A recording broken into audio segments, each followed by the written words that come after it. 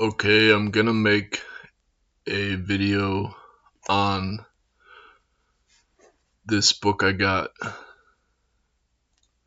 but you can read it free online. So, this is Wang Ling Ping's lectures that were translated by a Westerner who has a Chinese wife, so a student of Wang Ling Ping, and he spent years, this fellow Mark Bartosh, and then it was edited by a professor of Daoist alchemy and published by her press out of Canada, or actually I guess it's Florida. So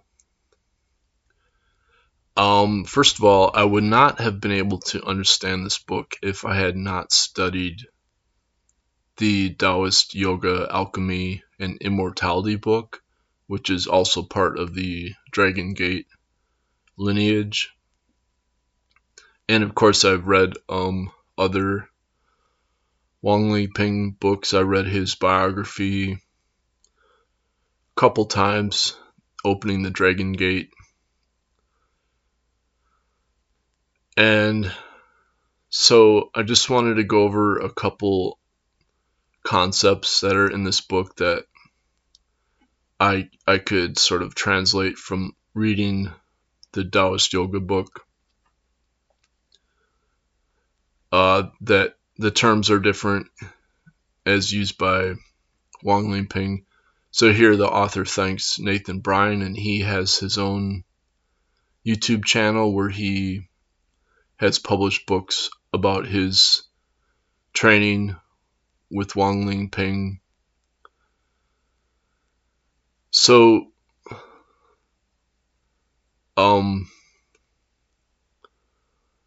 yeah, this is a really exciting book because Wang Liping, if we can believe the report from David Verdesi, that Wang Liping actually walked through a wall. So in other words, Wang Liping has already achieved the golden immortal body based on the reports of his training, that he already is like a fully achieved Taoist master. So he's like the highest level of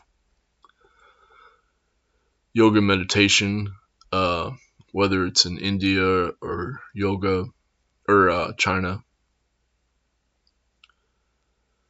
So first of all, we get a very detailed history of the Dragon Gate lineage, which in itself is very impressive because obviously unless somebody was the real deal, they're not going to know this, or somebody could probably, some academic could probably conjure up this lineage doing their own research, but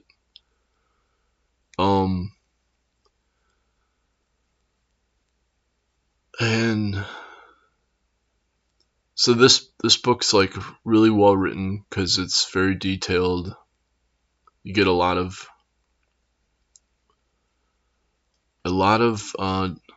specifics, and so I'm just gonna skip over this history part. And I mean, this is the kind of thing where you'd have to keep reading it over and over to kind of like memorize all this information. And so here you have this guy invented Tai Chi, the Tai Chi internal martial arts, but he was also part of the Dragon Gate lineage. So the Dragon Gate lineage obviously is like the most esteemed Daoist alchemy lineage of China. And my own teacher, Trini Lin, he also trained in this Dragon Gate lineage. He doesn't say that, but he did say once that he went to go visit Master Zhang Wanming, at Mount Qingchen, and but he could not see Master Zhang Wangming because he was doing cave meditation at the time. So this was Chen Yilin when he went back to China. That was probably like, I don't know, 20 years ago.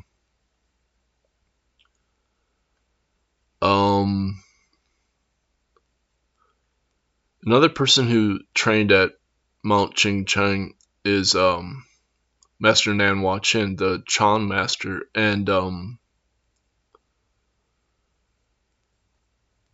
so Chan is also like part of the Dragon Gate lineage because it still combines Buddhism with Taoism, but it's definitely a Daoist lineage, Daoist alchemy.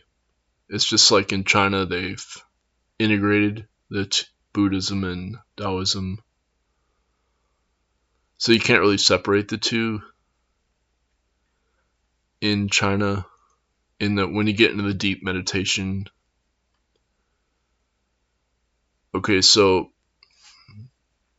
here we have this term that's used over and over in the book, Arts of Internal Mastery, Negong Shu. Probably mispronouncing that. So he's citing these ancient Taoist alchemy texts and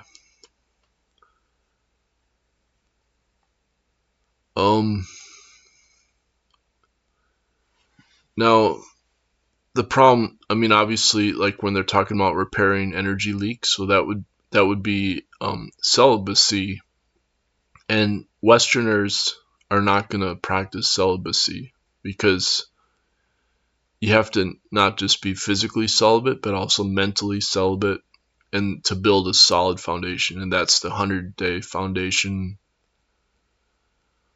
And so, like, for me, I did all my serious training before I used the internet, and I thought if I go on the internet, maybe that'll help me learn. And obviously I learned, I wouldn't have known about this Taoist alchemy lineage if I had not gone on the internet. But of course, when you go on the internet, it's a Western, it's a Western medium of information.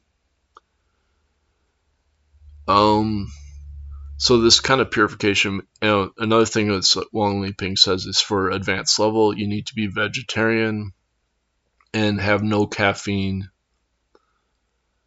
So it's very strict diet also, which is what the Brahmacharan is in India for high level yoga. So you have celibacy, and then you have an ascetic vegetarian diet with no caffeine. So the moon rotates around the earth, completing a cycle once each month. Now that's the equivalent of the small universe meditation. And so once you lay the foundation of that, then it opens up the macrocosmic orbit, which would be the equivalent of the sun of completing a cycle in 1 year. So you're doing like a much deeper level of meditation at that point. So I opened up the macrocosmic orbit for just a couple weeks, and I didn't know what I was doing, so I didn't keep it open. And I stopped meditating, so my channel's closed up again.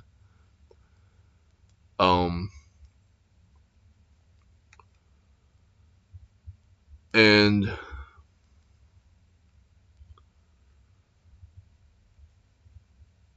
so this first level for peace, happiness, and longevity.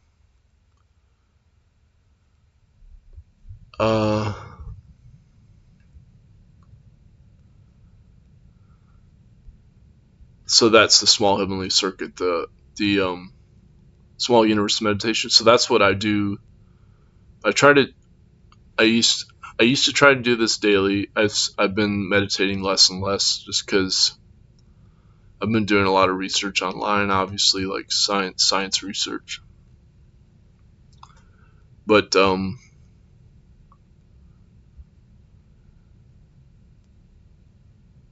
yeah, this is what I achieved for the foundation for a couple weeks.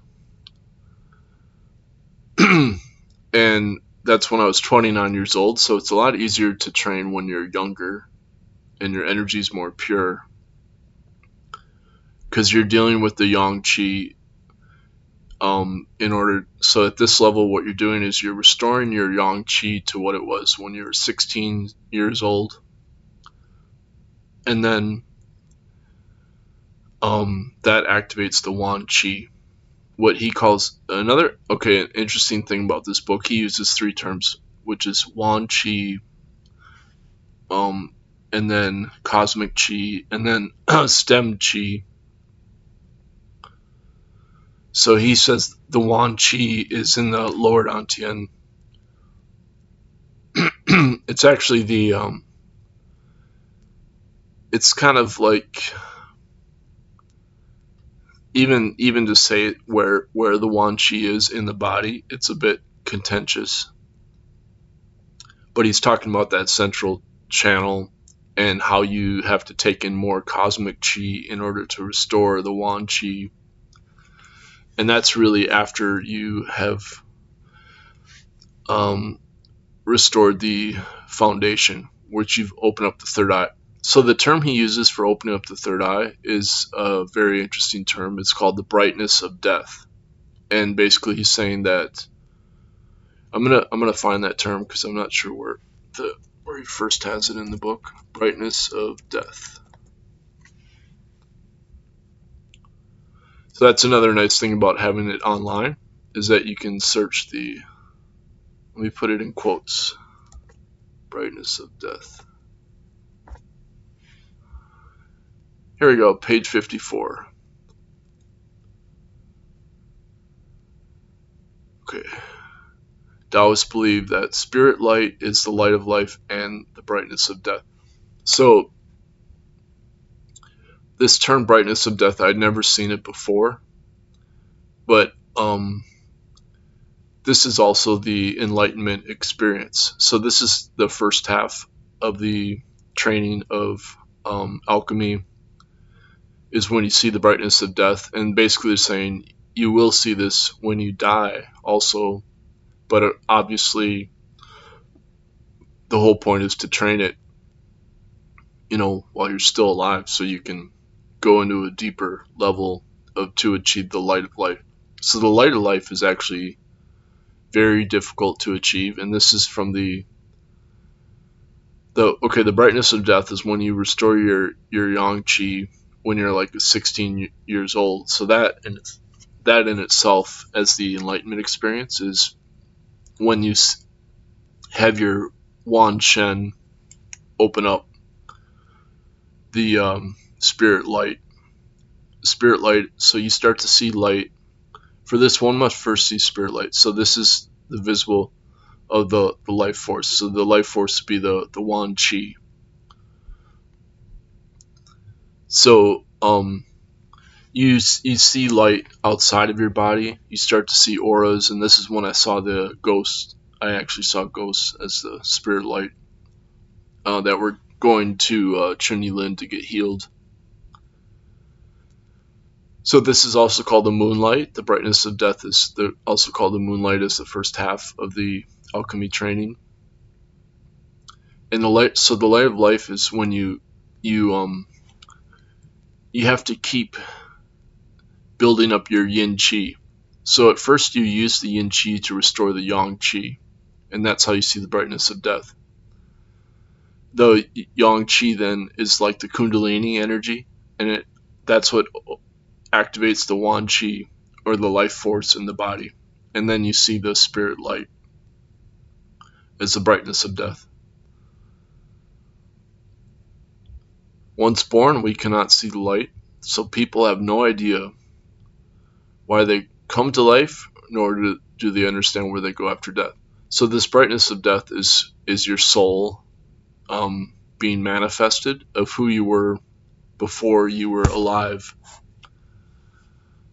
in a physical body.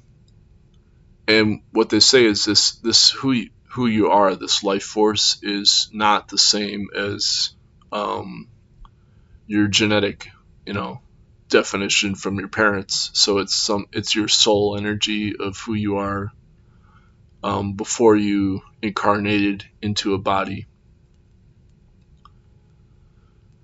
So he starts to explain in the book how the um, one of the Taoist masters, they could see the brightness of death, but they could not see the light of life, and it took them like years, like decades of constant meditation to see the light of life. So the light of life manifests when you develop the yang shen, which is basically you start to bilocate, you start creating another physical body as the golden immortal body of alchemy. So that's the very advanced stage of alchemy. And in this book, he doesn't really go into the details of that. He basically just says, look, you have to have a personal Taoist master teacher to achieve that light of life. So that's kind of, because I was looking for that in this book, because the other book, Daoist Yoga, Alchemy, and Immortality, they get into that more and more, how to do that, how to achieve the Yang Shen, but they just kind of say, yeah, it's dangerous to do this, and you do need your own teacher, but that book actually explains more what that process is, as far as the training. So here they're talking about the left eye and the right eye, and that's also the sun and the moon. So the the left eye is the sun and the right eye is the moon, and then you rotate them. That's part of the purification to actually connect with the cosmic chi. So unless you're seeing light outside of your body, you're not going to be able to have your life force then surround the light externally to your body, and that's how you then restore your Wan Chi and build up the Wan Chi through the cosmic Chi. And so that's a great thing about the Taoist alchemy books, is that in normal traditional Chinese medicine, they basically say you have the Wan Chi in your body from your parents, and once you use it up, that's it. You're you know you're done. You're a done deal. But in alchemy, you can actually access the cosmic chi to restore your Wan Chi. So it's a really wild concept, because it's like you're tapping into this universal cosmic chi that's also your soul energy. So in other words, like in Indian yoga, they say Atman equals Brahman. So your true self is actually this impersonal cosmic chi of the Tao that you can then use to restore your Wan Chi. But this is dangerous. I mean, it's an advanced. This is what the Qigong masters do when they heal people. If you don't, if you use up too much of your Wan Chi, that's what creates the dizziness in the body, and that's what I experience this space-time vortex as dizziness, and that's why I stopped meditating, because I didn't know what was causing it or what it really meant. But if we search dizziness, dizzy, he mentions this. Yeah, so you see page 40. For example, reclaim cosmic energy. When this happens, we can feel dizzy. The cosmic energy has its own rhythms. Right, so like right now we're going through the equinox, so the cosmic energy is really strong, much stronger, because we're going through the equinox nearby the full moon.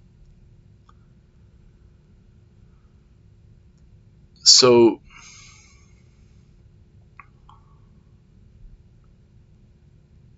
we should be most scared of being dizzy or bewildered. So that's what this is what I experienced as my enlightenment experience, is that it is always the brightness of death. that whenever light appears in such a state, it's the brightness of death. So in other words, you're like you've used up your Wan Qi, so you should be scared. A spirit light may manifest. So basically, this is a near-death experience. In other words, when I saw ghosts and I had fasted for a week on just a half a glass of water. I mean, I really did have a near-death experience. It's not necessarily a bad thing. When people are dying, this brightness of death comes forth. Okay, so here he's talking about if the Qigong master or the Daoist alchemy, they you have to, the stem qi is like the interaction between the cosmic qi and the Wan qi, so it's through your heart.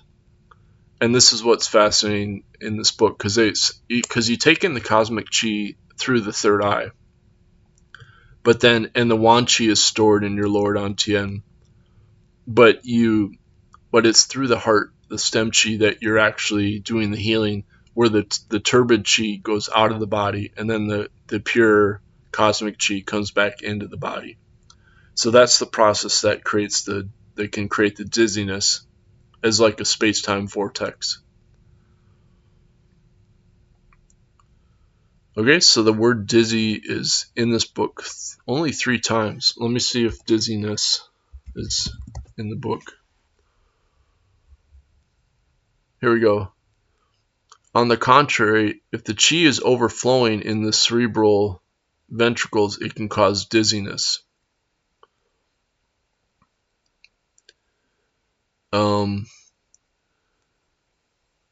Okay. So this is what the Taoist Yoga, Alchemy, and Immortality book also talks about. Is basically, if you have to surround your Wan Shen, which is the spirit light, you have to surround the Wan Shen with the Wan Qi. If you don't surround the spirit light with the Wan Qi, then you'll get this dizziness. And that's based on rotating the eyes.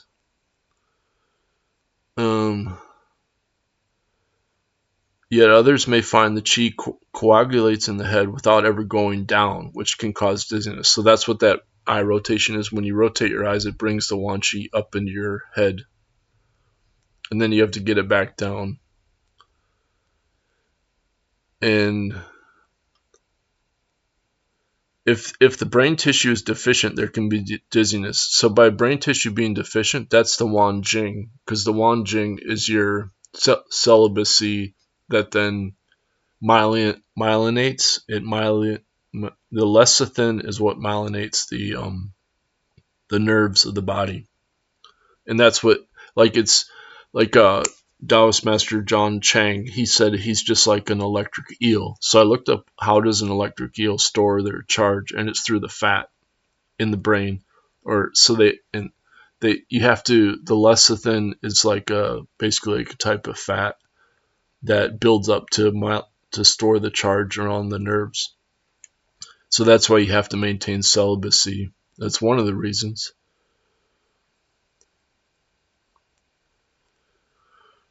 Okay, so now, let's see. Here we go. Light of life and brightness of death.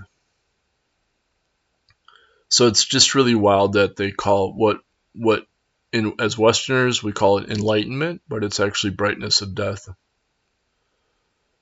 And another thing he says is that when you have to go into hell to access heaven. And this is actually what Peter Kingsley, he talks about this in terms of the Pythagorean philosophy of Western Asia, which would be the mother goddess worship that goes back like 10,000 years in Turkey, in the Levant. There's this idea, you can find this in Inanna, the goddess Inanna, where she has to go into hell. And this is what Empedocles and Parmenides talk about in the Pythagorean philosophy. You do this cave meditation So in other words, like it's basically like no pain, no gain. So you have to go deeper into the full lotus meditation. It's only after we accept the suffering of hell that we are ready to practice. Hell is difficult to enter. So this is like the hero's journey. This is the real truth of the hero's journey, is that you have to transform your body through meditation in order to build up the Wan Qi in your body. If you think another pain is to replace your pain using a different sensation to distract it, like pinching yourself, this is impossible. The pain is in fact of primordial spirit. So this phrase primordial spirit is a really key phrase of the book, because that's what the Wan Shen is. So by Wan Shen, it's also called the light of no light, or it's also called the clear light. And in Wan Ling Ping, he points out that the primordial spirit as Wan Shen, it's everywhere in the universe, and it's completely connected with the life, with the cosmic chi as the life force of the body. So this is the alchemical process of turning the light around, and this is how you access the Wan Jing, which is through the hearing. So he talks about how the hearing is the essence of the sun and the moon, while the eyes are the light of the sun and the moon.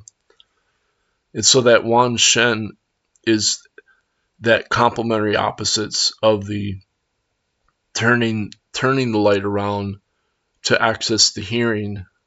And that's why you get this the whole paradoxical beyond the conceptual mind of the Tao cannot be spoken of. That's what that primordial spirit is. It's the light of no light, or clear light. But then it first manifests as a yellow light. That's why they call it the yellow court. So like the yellow light would be the closest manifestation of the Wan Shen.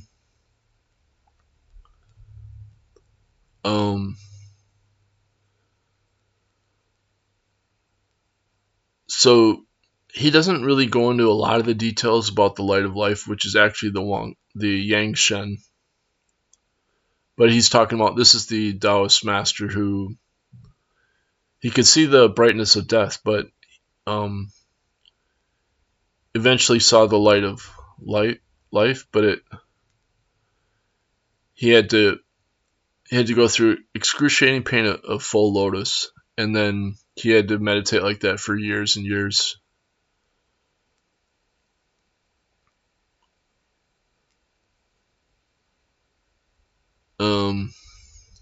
After a long time of practice. Yeah, he talks about this elsewhere in the book.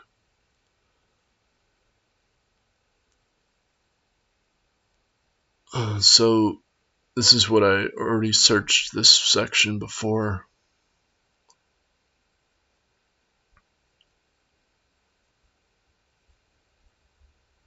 Okay, so the other concept I wanted to talk about that I had just come across when I was reading the book is what he calls fire chi.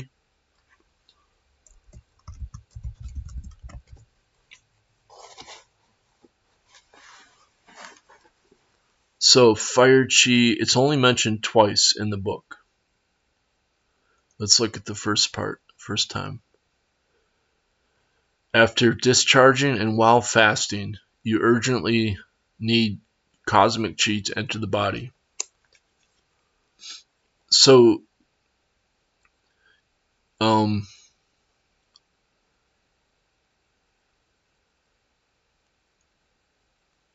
mechanical exercise. So he talks about, the other thing he talks about is the 5 phases of chi, and this is what the Spring Force Qigong, they have Trini Lin, he developed the 5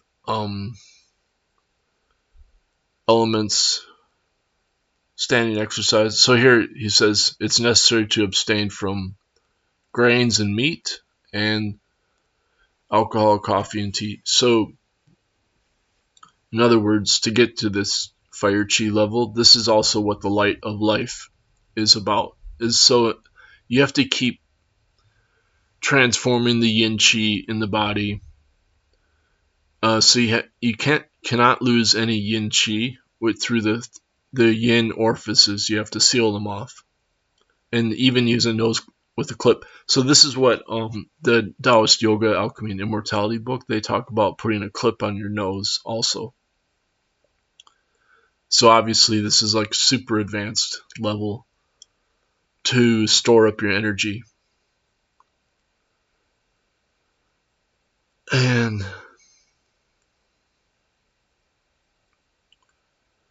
it's interesting. Even has a little environmental commentary about how car exhaust should be recycled and purified.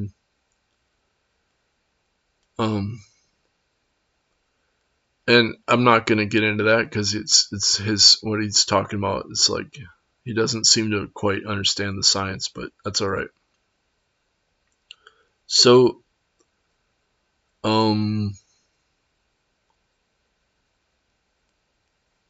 okay, so let's go to the next mention of fire chi.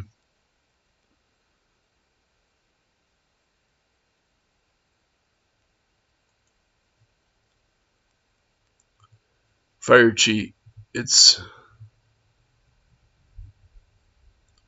can be emitted intentionally to produce an electromagnetic wave, which in turn forms a magnetic field. So this is what when Qigong Master Chen Yilin, when he enters the room, you can actually feel this strong magnetic field. And so the fire chi, it's like a laser energy. And Qigong Master Jim Nance, he mentioned how his chi energy is getting more electrical. So in other words, like when you see pyrokinesis, when you see these Taoist masters, that it's obviously it's very dangerous. So there was a fellow who visited me from my Dao Bums post when I used to post on that website. He came to visit me,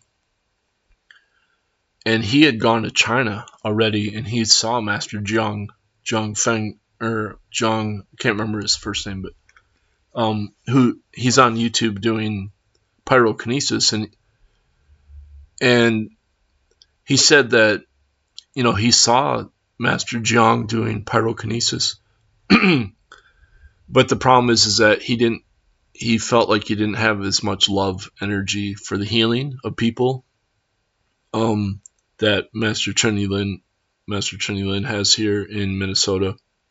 So that's why he came to Minnesota after he went to China.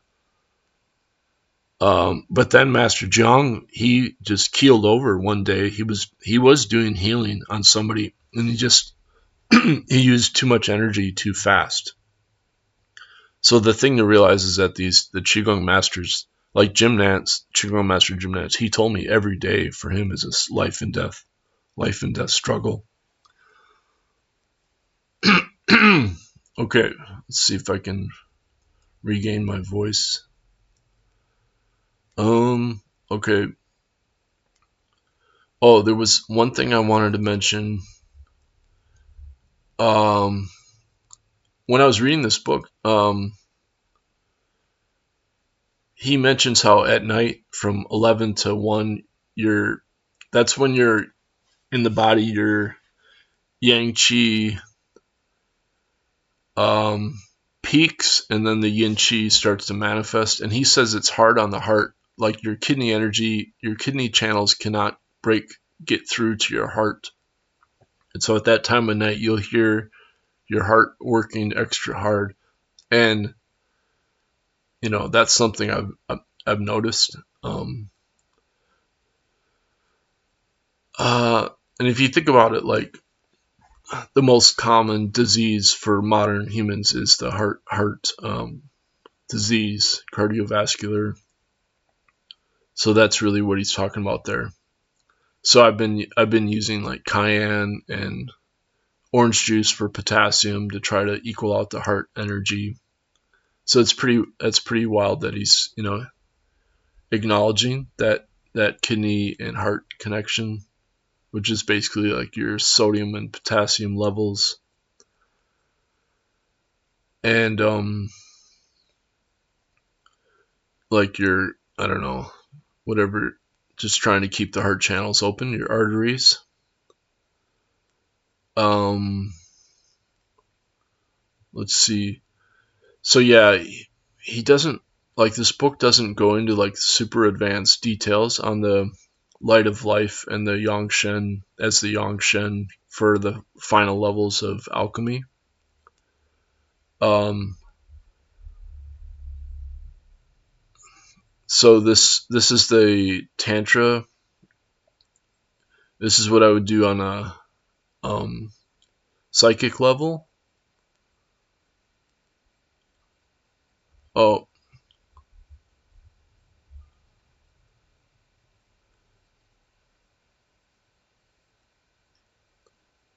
okay. He doesn't go into Tantra. He mentions it, but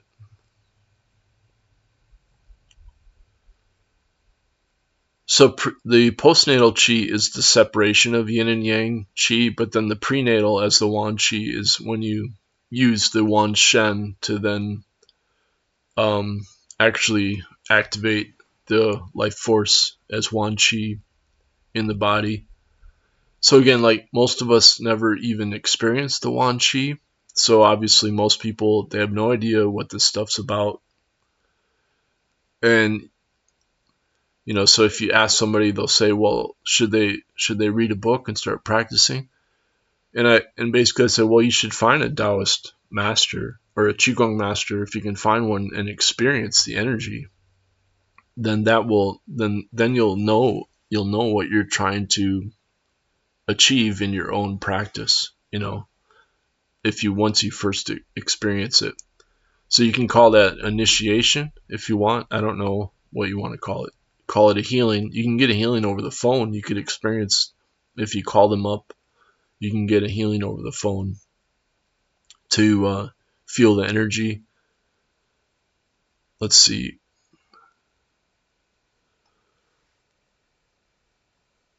Um,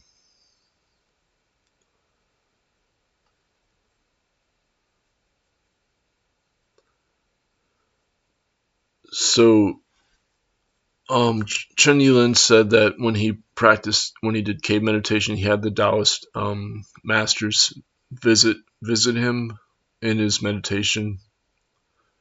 He didn't say who they were.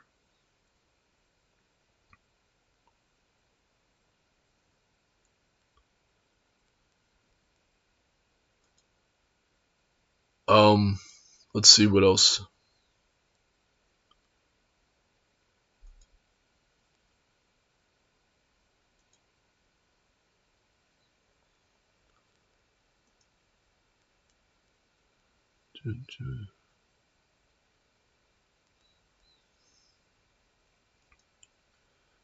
Okay, so this is the women's alchemy, which I didn't, I just kind of skip over since I'm not.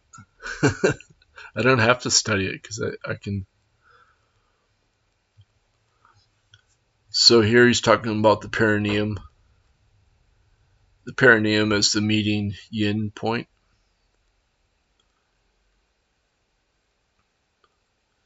So what I did is I basically just burned out all my energy through the perineum. I was like using up all my Wan Chi energy. So the problem is once you overuse your own Wan Chi energy, the life force energy, then you have to rely on a Yin Jing source, which is food, to then try to restore your Wan Chi through meditation. So the Yin Jing then turns into Yang Jing, which is the Yin Qi. You can then store up the Yin Qi through meditation, or you could, once the third eye is open, you can use the Yin Qi for healing, as psychic healing. That way you don't store up the Yin Qi. But then you have to store up the Yin Qi to then reactivate your Yang Qi. Once you activate the Yang Qi, then you will see the brightness of death as a enlightenment experience.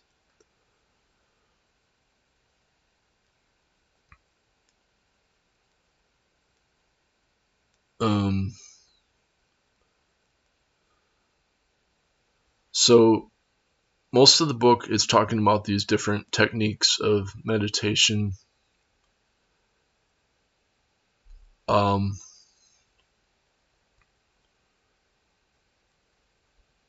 and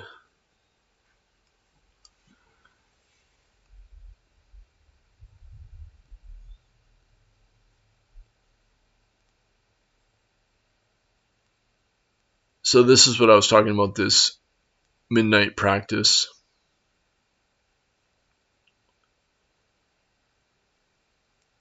11 to the earth chi begins to ascend.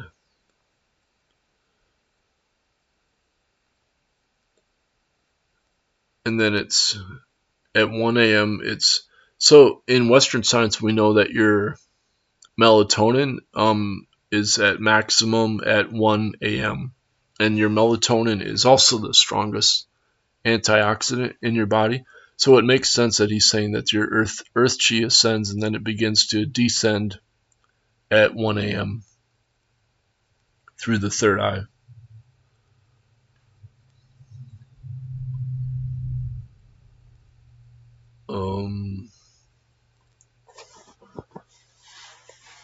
So he's talking about developing virtue and piety. The first way is to honor your parents. And that's another thing he talks about, is like, well, basically like your parents is sort of, it creates that virtue energy when you focus on your parents.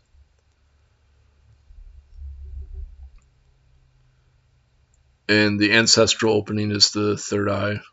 It's actually, this is like the primordial spirit that's more in the front of the brain. So you turn that light around to then go into the third eye in the center of the brain.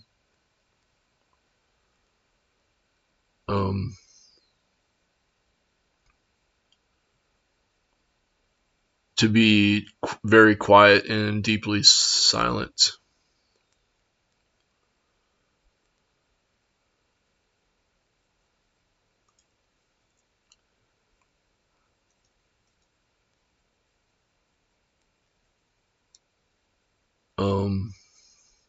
So obviously, like in our modern world, we're the exact opposite of this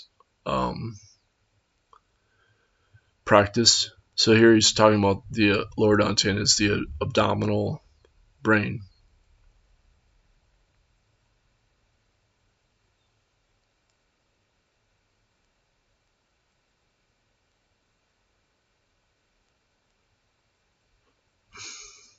The two brains are hard to connect into a synchronous activity. And so we sit in meditation to closely align them, but even that is not easy. So this is very, very fascinating. Like his way of talking about stuff, it's not your typical, like it's kind of hard to, like when I compare this with the Daoist Yoga Alchemy and Immortality book, I like the Daoist Yoga Alchemy Immortality book. It's very stepwise process. It starts at the beginning and takes you to the very end of the training. This is like his classes. This book is his lectures. So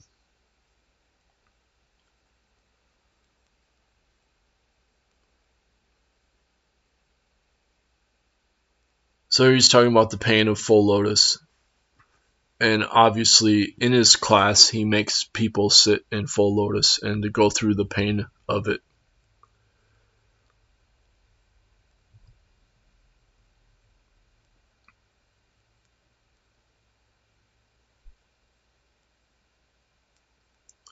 So Master Nan Wang Chin, he talks about this in the Chan meditation tradition. Like he sort of makes fun of his monks if they cannot sit for a full week non-stop in full lotus. But obviously, like in this book, he's saying, well, you start with an hour. If you can go an hour, then you have to go 2 hours non-stop. And Qigong Master Jim Nance, he talks about this too, how when he first went 2 hours nonstop, like the pain was excruciating.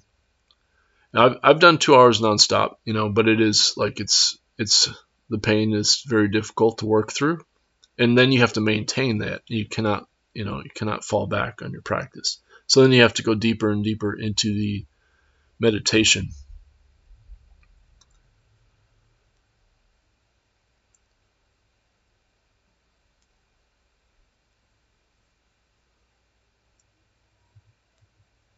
Okay, this is so basically you need a good place to meditate to do this advanced level of meditation.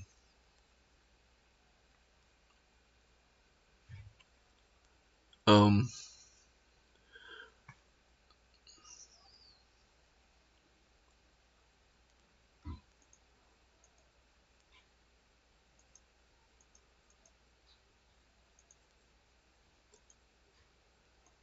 yeah, so that's pretty much all I wanted to cover in the book.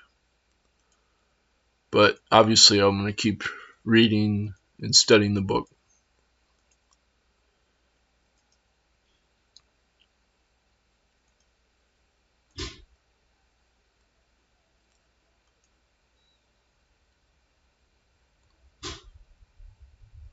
So here he's talking about the small universe channels, the microcosmic orbit.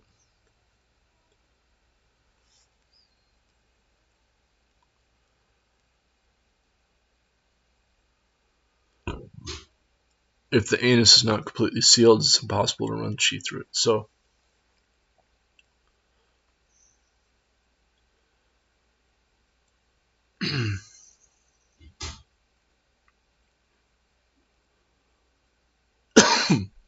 all right. So that's the hardest part of the training is you have to have the celibacy.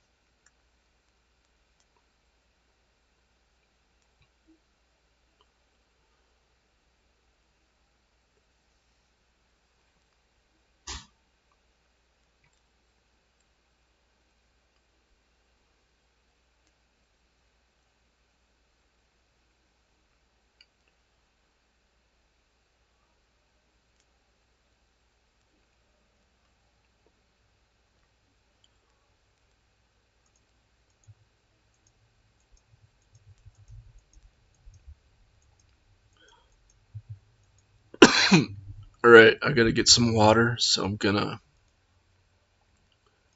cut off this talk.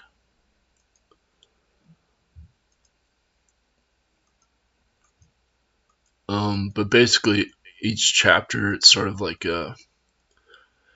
different exercises, different meditation techniques that you can do. The five phases, which are the 5 elements.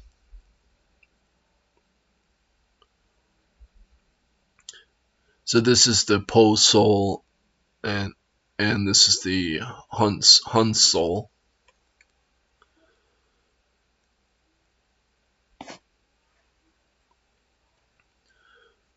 Yeah, so you can see it's a very fascinating book.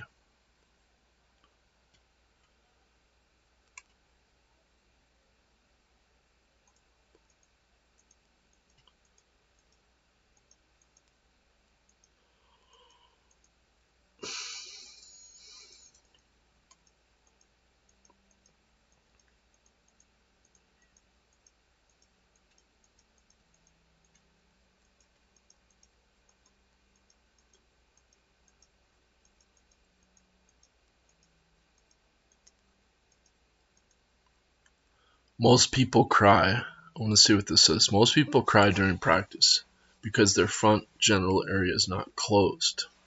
Oh, that's interesting. Okay.